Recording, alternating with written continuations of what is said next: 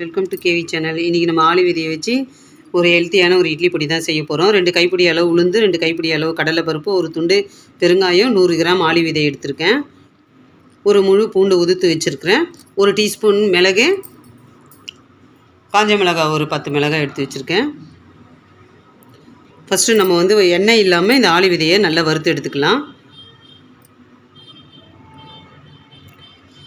அது பார்த்திங்கன்னா நல்லா வறுபட்டதும் ஒரு மாதிரி அப்படியே குதிக்காங்க பாருங்கள். இந்த டைமில் நம்ம எடுத்துடணும், இல்லைனா எல்லாமே கடாயை விட்டு குதித்து வெளியே வந்துடும்.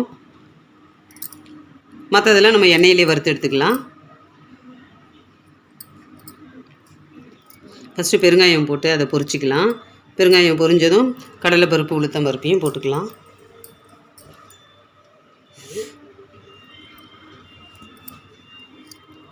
இது பாதி வறுபட்டதும் நம்ம மிளகு, பூண்டு, காஞ்ச மிளகாயெல்லாம் போட்டு வறுத்துக்கலாம். பாதி வறுபட்டுருச்சு, இப்போ இதையும் போட்டுக்கலாம்.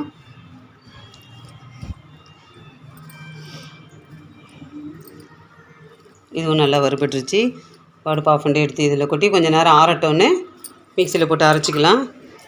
இப்போ பொடி இட்லிலாம் குழந்தைங்க நம்ம செய்யும் போது இந்த பொடியை போட்டே பொடி இட்லி செய்யலாம். ரொம்ப நல்லாயிருக்கும் சாப்பிடவும்.